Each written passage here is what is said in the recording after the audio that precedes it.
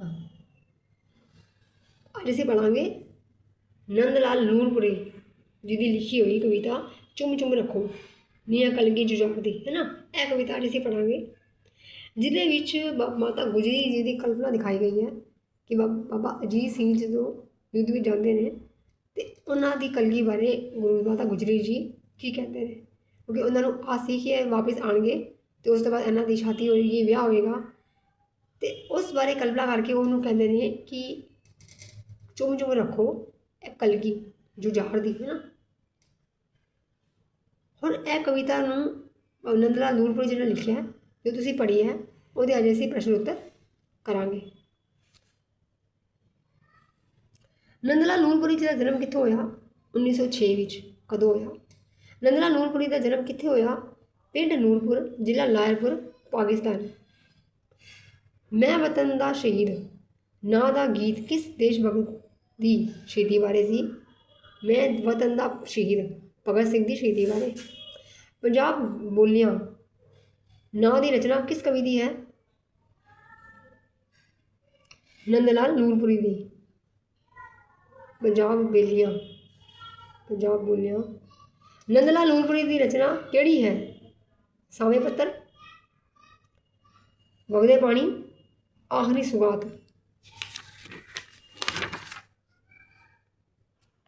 ਚੁੰਮ ਚੁੰਮ ਰੱਖੋ ਨਾਂ ਦਾ ਗੀਤ ਕਿਸ ਕਵੀ ਦਾ ਹੈ? ਨੰਦ ਲਾਲ ਨੂਰਪੁਰੀ ਦਾ। ਤੁਹਾਡੀ ਪਾਠ ਪੁਸਤਕ ਵਿੱਚ ਨੰਦ ਲਾਲ ਨੂਰਪੁਰੀ ਦੀ ਕਿਹੜੀ ਰਚਨਾ ਕਵਿਤਾ ਦਰਜ ਹੈ? ਚੁੰਮ ਚੁੰਮ ਰੱਖੋ, ਜੋ ਅਸੀਂ ਪੜ੍ਹ ਰਹੇ ਹਾਂ। ਨੰਦ ਲਾਲ ਨੂਰਪੁਰੀ ਦਾ ਦੇਹਾਂਤ ਕਦੋਂ ਹੋਇਆ? 1966 ਈਸਵੀ ਵਿੱਚ। ਚੁੰਮ ਚੁੰਮ ਰੱਖੋ ਨਾਂ ਦੀ ਰਚਨਾ ਕਵਿਤਾ ਵਿੱਚ ਕਿਸ ਦੀ ਸ਼ਹੀਦੀ ਦਾ ਜ਼ਿਕਰ ਹੈ? ਵੱਡੇ ਸਾਹਿਬਜ਼ਾਦਿਆਂ ਦਾ। ਸ਼੍ਰੀ ਗੁਰੂ ਗੋਬਿੰਦ ਸਿੰਘ ਜੀ ਦੇ ਵੱਡੇ ਸਾਹਿਬਜ਼ਾਦਿਆਂ ਸ਼ਹੀਦ ਕਿੱਥੇ ਹੋਏ? ਚਮਕੌਰ ਸਾਹਿਬ ਵਿਖੇ। ਹੀਰਿਆਂ ਦੇ ਹਾਰ ਦੀ ਲੜੀ ਕਿਸ ਨਾਲ ਗੁੰਨਣ ਲਈ ਕਿਹਾ ਗਿਆ ਹੈ? ਹੀਰਿਆਂ ਦੇ ਹਾਰ ਦੀ ਲੜੀ ਕਿਸ ਨਾਲ ਗੁੰਨਣ ਲਈ ਕਿਹਾ ਗਿਆ? ਕਲੀਆਂ ਨਾਲ, ਗੁਲਾਬਾਂ ਨਾਲ, ਮੋਤੀਆਂ ਨਾਲ, ਫੁੱਲਾਂ ਨਾਲ। ਠੀਕ ਹੈ, ਫੁੱਲਾਂ ਨਾਲ। ਕੌਣ ਜੰਗ ਵਿੱਚ ਲੜ ਕੇ ਆਉਣਗੇ? ਮੇਰੇ ਸਿਪਾਹੀ। ਫੌਜੀ ਜਾਂ ਮੇਰੇ ਲਾਡਲੇ ਜਾਂ ਮੇਰੇ ਲਾਲ, ਮੇਰੇ ਸਿਪਾਹੀ। ਵਿਹੜੇ ਵਿੱਚ ਕਿਹੜੀ ਖੁਸ਼ੀ ਠਾਠਾ ਮਾਰੇਗੀ? ਸੰਸਾਰ ਦੀ ਖੁਸ਼ੀ। ਪਰਿਵਾਰ ਦੀ, ਲੋਕਾਂ ਦੀ ਕਿ ਘਰ ਵਾਲਿਆਂ ਦੀ? ਸੰਸਾਰ ਦੀ ਖੁਸ਼ੀ। ਕੁੱਲੇ ਕੁੱਲੇ ਹੱਥਾਂ ਵਿੱਚ ਕਿਹੋ ਜਿਹੀਆਂ ਕਿਰਪਾਨਾਂ ਸਨ? ਗੋਰੀਆਂ ਕਿਰਪਾਨਾਂ, ਮਤਲਬ ਛੋਟੀਆਂ ਦੁੱਧ ਵਰਗੀਆਂ ਕਿਰਪਾਨਾਂ। ਚੁੰਮ ਚੁੰਮ ਰੱਖੋ ਨਾਂ ਦੇ ਗੀਤ ਦੇ ਆਧਾਰ 'ਤੇ ਦੱਸੋ ਕਿ ਸਾਹਿਬਜ਼ਾਦਿਆਂ ਦੀ ਜੋੜੀ ਨੂੰ ਜੰਗ ਲਈ ਕਿਸ ਨੇ ਤੋਰਿਆ? ਮਾਤਾ ਗੁਜਰੀ ਜੀ ਨੇ, ਕਿਉਂਕਿ ਉਹਨਾਂ ਕੋਲ ਮਾਤਾ ਗੁਜਰੀ ਜੀ ਕੋਲ ਸੀ ਨਾ ਦੋਨੋਂ ਵੱਡੇ ਸਾਹਿਬਜ਼ਾਦੇ। ਚਮਕੌਰ ਦੀ ਜਦੋਂ ਜੰਗ ਹੋਈ ਸੀ ਤੇ ਮਾਤਾ ਗੁਜਰੀ ਜੀ ਨੇ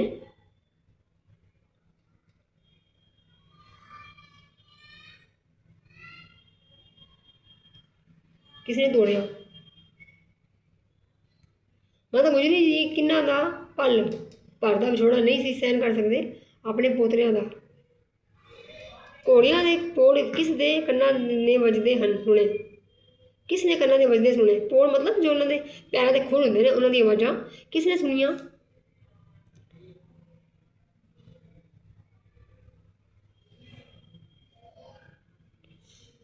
ਪੋੜ ਕਿਸ ਨੇ ਕੰਨਾਂ ਦੇ ਸੁਣੇ? ਮਾਤਾ ਗੁਜਰੀ ਜੀ ਨੇ ਕੰਨਾਂ ਨੇ ਸੁਣੇ। ਮਾਤਾ ਗੁਜਰੀ ਜੀ ਕਿੰਨਾ ਦਾ ਪਰ ਦਾ ਮੌਸਮ। ਅੱਛਾ, ਘੋੜੀਆਂ ਦੇ ਪੋੜਾਂ ਦੀ ਆਵਾਜ਼। ਘੋੜੀ ਕਿਸ ਵਿੱਚ ਭਿੱਜੀ ਹੋਈ ਸੀ? ਲਹੂ ਵਿੱਚ। ਘੋੜੀ ਦੀ ਕਾਠੀ 'ਤੇ ਕੀ ਲੱਗਾ ਹੋਇਆ ਸੀ? ਲਹੂ। ਕੌਣ ਆਪਣੇ ਦਾਦੇ ਕੋਲ ਜਾ ਵਸੇ ਸਨ? ਸਾਹਿਬਜ਼ਾਦੇ, ਹੈ ਨਾ, ਕਿਉਂਕਿ ਉਹ ਸ਼ਹੀਦ ਹੋ ਗਏ ਸੀ ਤੇ ਉਹ ਆਪਣੇ ਦਾਦੇ ਕੋਲ ਜਾ ਵਸੇ ਸੀ। ਦਾਦਾ ਜੀ ਕੌਣ ਨੇ ਉਹਨਾਂ ਦੇ? ਗੁਰੂ ਤੇਗ ਬਹਾਦਰ ਜੀ ਕੋਲ ਜਾ ਵਸੇ ਸੀ।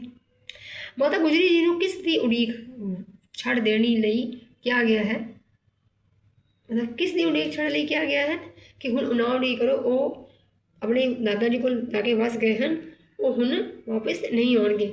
ਹੰਸਾਂ ਦੀ ਡਾਰ ਦੀ ਉਮੀਦ ਛੱਡਣ ਨੂੰ ਕਿਹਾ ਗਿਆ ਹੈ। ਚੁੰਮ ਚੁੰਮ ਰੱਖੋ ਨਾਂ ਦੇ ਗੀਤ ਦੇ ਆਧਾਰ 'ਤੇ ਦੱਸੋ ਕਿ ਕੌਣ ਕੁੱਬਾ ਮਾਰਦਾ ਸੀ? ਘੋੜੀ। ਚੁੰਮ ਚੁੰਮ ਰੱਖੋ ਨਾਂ ਦੇ ਗੀਤ ਵਿੱਚ ਕਿਸ ਦੀ ਕਲਗੀ ਚੁੰਮ ਕੇ ਰੱਖਣ ਲਈ ਕਿਹਾ ਗਿਆ ਹੈ? ਸਾਹਿਬਜ਼ਾਦਾ ਜੁਝਾਰ ਸਿੰਘ ਜੀ ਦੀ।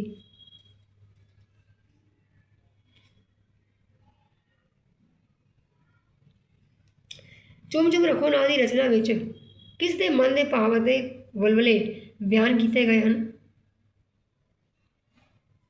ਮਾਤਾ ਗੁਜਰੀ ਜੀ ਦੇ ਮਨ ਦੇ ਭਾਵ ਅਤੇ ਵਲਵਲੇ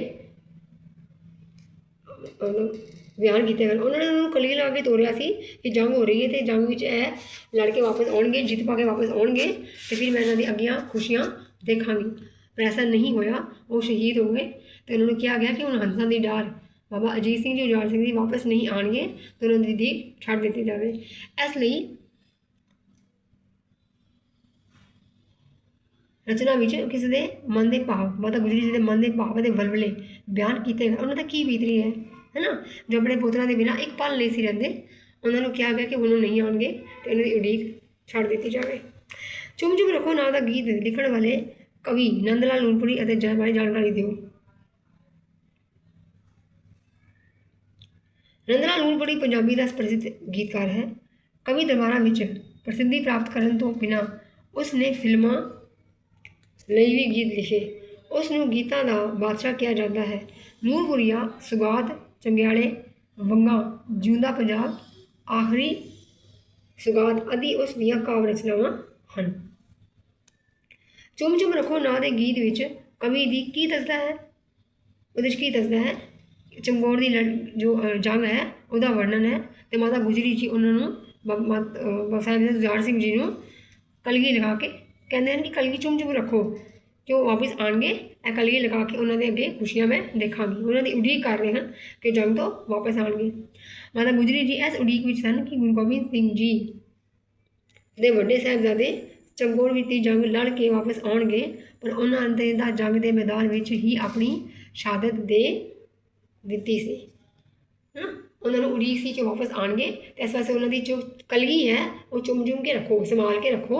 ਉਹ ਵਾਪਸ ਆਉਣਗੇ, ਜਿੱਤ ਪਾ ਕੇ ਆਉਣਗੇ, ਵਾਪਸ ਆਉਣਗੇ। ਲੇਕਿਨ ਉਹਨਾਂ ਦੀ ਸ਼ਹੀਦੀ ਹੋਈ ਅਤੇ ਘੋੜੀ ਵਾਪਸ ਆਈ, ਲਹੂ 'ਚ ਭਿੱਜੀ ਹੋਈ ਘੋੜੀ, ਠੀਕ ਹੈ। ਅਤੇ ਉਹਨਾਂ ਨੂੰ ਕਿਹਾ ਗਿਆ ਕਿ ਉਹਨਾਂ ਦੀ ਹੰਸਾਂ ਦੀ ਡਾਲ, ਹੰਸਾਂ ਦੀ ਜੋੜੀ ਵਾਪਸ ਹੁਣ ਨਹੀਂ ਆਵੇਗੀ।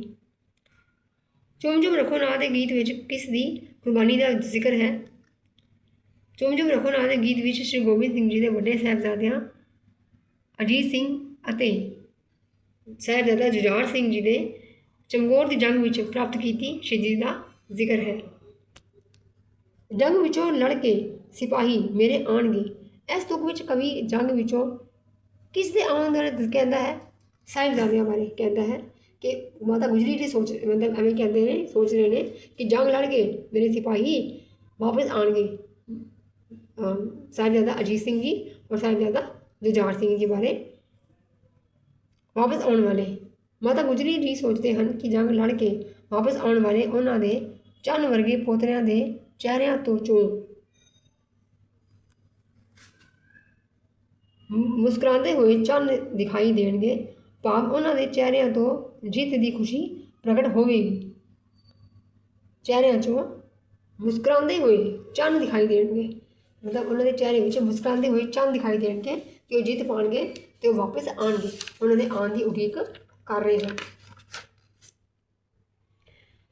ਕਵਿਤਾ ਦੇ ਆਧਾਰ 'ਤੇ ਦੱਸੋ ਕਿ ਸੰਸਾਰ ਦੀ ਖੁਸ਼ੀ ਕਦੋਂ ਅਤੇ ਕਿੱਥੇ ਠਾਠਾਂ ਮਾਰੇਗੀ? ਮਾਤਾ ਗੁਜਰੀ ਜੀ ਦੇ ਕਹਿਣ ਅਨੁਸਾਰ ਜਦ ਵੱਡੇ ਸਾਹਿਬਜ਼ਾਦੇ ਚਮਕੌਰ ਦੀ ਜੰਗ ਲੜ ਕੇ ਆਉਣਗੇ ਤਾਂ ਉਹਨਾਂ ਦੇ ਵਿਹੜੇ ਵਿੱਚ ਸਾਡੇ ਸੰਸਾਰ ਦੀ ਖੁਸ਼ੀ ਠਾਠਾਂ ਮਾਰੇਗੀ। ਜਦੋਂ ਜਿੱਤ ਕੇ ਆਉਣਗੇ, ਚਮਕੌਰ ਦੀ ਜੰਗ ਲੜਨ ਜਿੱਤ ਕੇ ਆਉਣਗੇ ਤਾਂ ਉਹਨਾਂ ਦੇ ਵਿਹੜੇ ਵਿੱਚ ਸਾਰੇ ਸੰਸਾਰ ਦੀ ਖੁਸ਼ੀ ਠਾਠਾਂ ਮਾਰੇਗੀ। ਸਾਰੇ ਸੰਸਾਰ ਮਤਲਬ ਉਹਨਾਂ ਦਾ ਸੰਸਾਰ ਤੇ ਉਹਨਾਂ ਦੇ ਪੋਤਰੇ ਨੇ, ਹੈ ਨਾ।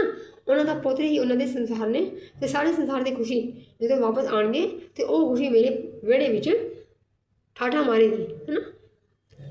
ਗੀਤ ਦੇ ਆਧਾਰ 'ਤੇ ਦੱਸੋ ਕਿ ਕਿਹਨਾਂ ਦੇ ਹੱਥਾਂ ਵਿੱਚ ਗੋਲੀਆਂ ਕਿਰਪਾਨਾਂ ਸਨ? ਸਾਹਿਬਜ਼ਾਦਿਆਂ ਦੇ ਹੱਥਾਂ ਵਿੱਚ ਬਾਬਾ ਅਜੀਤ ਸਿੰਘ ਜੀ ਔਰ ਸਾਹਿਬਜ਼ਾਦਾ ਜੁਝਾਰ ਸਿੰਘ ਜੀ ਦੇ ਹੱਥਾਂ ਵਿੱਚ ਗੋਲੀਆਂ ਕਿਰਪਾਨਾਂ ਸਨ।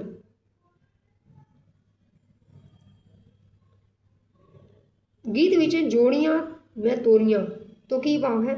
ਜੋੜੀਆਂ ਮਤਲਬ ਦੋ ਸਾਹਿਬਜ਼ਾਦੇ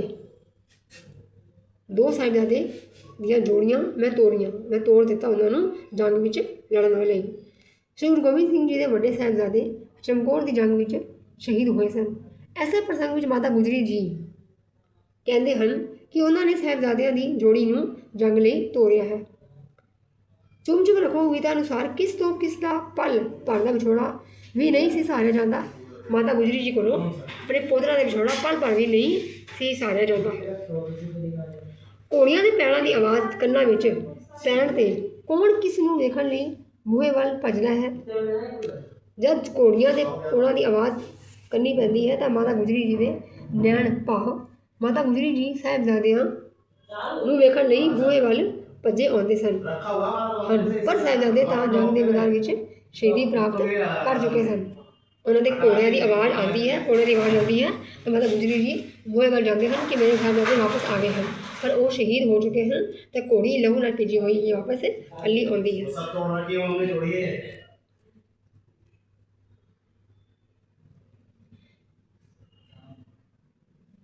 ਮਾਤਾ ਗੁਜਰੀ ਜੀ ਕਵਿਤਾ ਵਿੱਚ ਲਹੂ ਭਿੱਜੀ ਘੋੜੀ ਉਭਾ ਮਾਰਦੀ ਤੋਂ ਕੀ ਭਾਵ ਹੈ। ਘੋੜੀਆਂ ਦੇ ਪੈਰਾਂ ਦੀ ਆਵਾਜ਼, ਘੋੜੀਆਂ ਦੇ ਕੋਲਾਂ ਦੀ ਆਵਾਜ਼ ਸੁਣ ਕੇ ਜਦ ਮਾਤਾ ਗੁਜਰੀ ਜੀ ਸਾਹਿਬਜ਼ਾਦਿਆਂ ਨੂੰ ਵੇਖਣ ਲਈ ਬੂਹੇ ਵੱਲ ਭੱਜੇ ਜਾਂਦੇ ਹਨ ਤਾਂ ਲਹੂ ਵਿੱਚ ਭਿੱਜੀ ਅਤੇ ਉਭਾ ਮਾਰਦੀ ਭਾਵ ਰੋ ਰਹੀ ਘੋੜੀ ਨੂੰ ਦੇਖਦੇ ਹਨ। ਲਹੂ ਵਿੱਚ ਭਿੱਜੀ ਤਾਂ ਉਹ ਹੈ ਹੀ ਸੀ, ਪਰ ਉਭਾ ਕੀ ਮਾਰ ਰਹੀ ਸੀ, ਉਹ ਰੋ ਰਹੀ ਸੀ। ਉਹਦੇ ਅੱਖਾਂ ਵਿੱਚ ਹੰਝੂ ਸਨ ਕਿਉਂਕਿ ਉਹ ਆਪਣੇ ਸਾਹਿਬਜ਼ਾਦਿਆਂ ਨੂੰ, ਬਾਬਾ ਅਜੀਤ ਸਿੰਘ ਜੀ ਨੂੰ, ਸਾਹਿਬਜ਼ਾਦਾ ਅਜੀਤ ਸਿੰਘ ਜੀ ਨੂੰ, ਸਾਹਿਬਜ਼ਾਦਾ ਉਜਾੜ ਸਿੰਘ ਜੀ ਨੂੰ ਜੰਗ ਦੇ ਮੈਦਾਨ ਵਿੱਚ ਛੋੜ ਕੇ ਆਈ ਸੀ, ਇਸ ਲਈ ਘੋੜੀ ਰੋ ਰਹੀ ਸੀ। ਮਾਤਾ ਗੁਜਰੀ ਜੀ ਨੂੰ ਸਾਹਿਬਜ਼ਾਦਿਆਂ ਦੀ ਸ਼ਹੀਦੀ ਬਾਰੇ ਕਿਵੇਂ ਪਤਾ ਲੱਗਾ। ਘੋੜੀ ਦੀ ਕਾਠੀ 'ਤੇ ਲੱਗੇ ਖੂਨ ਨੇ ਮਾਤਾ ਗੁਜਰੀ ਜੀ ਨੂੰ ਇਹ ਦੱਸ ਦਿੱਤਾ ਕਿ ਉਹਨਾਂ ਦਾ ਜੋੜਾ ਆਪਣੇ ਦਾਦੇ ਕੋਲ ਜਾ ਵਸੇ ਹਨ, ਭਾਵ ਸ਼ਹੀਦ ਹੋ ਗਏ ਹਨ। ਜਦੋਂ ਵਾਪਸ ਘੋੜੀ ਆਉਂਦੀ ਹੈ, ਉਹਨਾਂ ਦੇ ਪੋੜ ਦੀ ਆਵਾਜ਼ ਮਾਤਾ ਗੁਜਰੀ ਜੀ ਨੂੰ ਆਉਂਦੀ ਹੈ ਤਾਂ ਉਹ ਬੂਹੇ ਵੱਲ ਜਾਂਦੇ ਹਨ ਅਤੇ ਦੇਖਦੇ ਹਨ ਕਿ ਉਹਨਾਂ ਦੀ ਕਾਠੀ 'ਤੇ ਕੋਈ ਨਹੀਂ ਹੈ, ਖੂਨ ਲੱਗਿਆ ਹੋਇਆ ਹੈ। ਉਹ ਸਮਝ ਜਾਂਦੇ ਹਨ ਕਿ ਉਹਨਾਂ ਦੇ ਪੁੱਤਰ ਸ਼ਹੀਦ ਹੋ ਗਏ ਹਨ ਅਤੇ ਉਹ ਆਪਣੇ ਦਾਦੇ ਕੋਲ, ਗੁਰੂ ਤੇਗ ਬਹਾਦਰ ਜੀ ਕੋਲ ਜਾ ਕੇ ਵਸ ਗਏ ਹਨ। ਮਾਤਾ ਗੁਜਰੀ ਜੀ ਸਾਹਿਬਜ਼ਾਦੇ ਦੀ ਜੰਗ ਵਿੱਚੋਂ ਲੜ ਕੇ ਸਿਪਾਹੀ ਮੇਰੇ ਆਉਣਗੇ। ਇਸ ਤੁਕ ਵਿੱਚ ਕਵੀ ਜੰਗ ਵਿੱਚੋਂ ਕਿਸ ਦੇ ਆਉਣ ਬਾਰੇ ਦੱਸਦਾ ਹੈ। ਬਾਬਾ ਸਾਹਿਬਜ਼ਾਦਾ ਅਜੀਤ ਸਿੰਘ ਬਾਰੇ ਔਰ ਸਾਹਿਬਜ਼ਾਦਾ ਉਜਾੜ ਸਿੰਘ ਜੀ ਬਾਰੇ ਦੱਸਦਾ ਹੈ ਕਿ ਮਾਤਾ ਗੁਜਰੀ ਜੀ ਸੋਚਦੇ ਹਨ ਕਿ ਜੰਗ ਵਿੱਚੋਂ ਮੇਰੇ ਸਿਪਾਹੀ ਲੜ ਕੇ ਵਾਪਸ ਆਉਣਗੇ, ਮਤਲਬ ਜਦ ਜੰਗ ਜਿੱਤ ਕੇ ਵਾਪਸ ਆਉਣਗੇ। ਮਾਤਾ ਗੁਜਰੀ ਜੀ ਇਸ ਉਡੀਕ ਵਿੱਚ ਸਨ ਕਿ ਉਹਨਾਂ ਦੇ ਸਿਪਾਹੀ ਪੋਤਰੇ ਸਾਹਿਬਜ਼ਾਦਾ ਅਜੀਤ ਸਿੰਘ ਜੀ ਅਤੇ ਸਾਹਿਬਜ਼ਾਦਾ ਉਜਾੜ ਸਿੰਘ ਜੀ ਚਮਕੌਰ ਦੀ ਜੰਗ ਲੜ ਕੇ ਵਾਪਸ ਆਉਣਗੇ। ਇਸ ਤੁਕ ਵਿੱਚ ਸਾਹਿਬਜ਼ਾਦਿਆਂ ਦੇ ਹੀ ਜੰਗ ਵਿੱਚੋਂ ਵਾਪਸ ਆਉਣ ਬਾਰੇ ਕਿਹਾ ਗਿਆ ਹੈ। ਚੁੰਮ ਚੁੰਮ ਰੱਖੋ ਨਾਂ ਦੀ ਰਚਨਾ ਦਾ ਕੇਂਦਰੀ ਭਾਵ ਲਿਖੋ। ਇਹਦੇ ਵਿੱਚ ਕੇਂਦਰੀ ਭਾਵ ਇਹ ਹੀ ਹੈ ਕਿ ਗੁਰੂ ਗੋਬਿੰਦ ਸਿੰਘ ਜੀ ਦੇ ਵੱਡੇ ਸਾਹਿਬਜ਼ਾਦਿਆਂ ਦੀ ਕੁਰਬਾਨੀ ਬੇਮਿਸਾਲ ਸੀ। ਉਹਨਾਂ ਨੇ ਆਪਣੇ ਦਾਦਾ ਜੀ ਗੁਰੂ ਤੇਗ ਬਹਾਦਰ ਜੀ ਦੇ ਰਾਹ 'ਤੇ ਚੱਲਦਿਆਂ ਹੀ ਮਹਾਨ ਕੁਰਬਾਨੀ ਦਿੱਤੀ। ਉਹ ਦੋਵੇਂ ਜੰਗ ਵਿੱਚ ਲੜੇ, ਹੈ ਨਾ, ਉਹਨਾਂ ਨੇ ਦੋ ਜੰਗ ਵਿੱਚ ਸ਼ਹੀਦੀ ਪਾਈ, ਪਰ ਆਪਣੇ ਦਾਦਾ ਜੀ ਔਰ ਪਿਤਾ ਜੀ ਦੇ ਰਾਹ 'ਤੇ ਚੱਲਦਿਆਂ ਹੋਇਆਂ ਹੀ ਉਸੇ ਰਾਹ ਚੱਲੇ, ਆਪਣੇ ਰਾਹ ਤੋਂ ਡਿੱਗੇ ਨਹੀਂ, ਆਪਣਾ ਦੀਨ ਨਹੀਂ ਖੋਇਆ, ਉਹਨਾਂ ਨੇ ਆਪਣਾ ਈਮਾਨ ਨਹੀਂ ਖੋਇਆ, ਆਪਣੀ ਸਿੱਖੀ ਧਰਮ 'ਤੇ ਚੱਲ ਕੇ ਉਹਨਾਂ ਨੇ ਜੰਗ ਦੇ ਮੈਦਾਨ ਵਿੱਚ ਸ਼ਹੀਦੀ ਪਾਈ।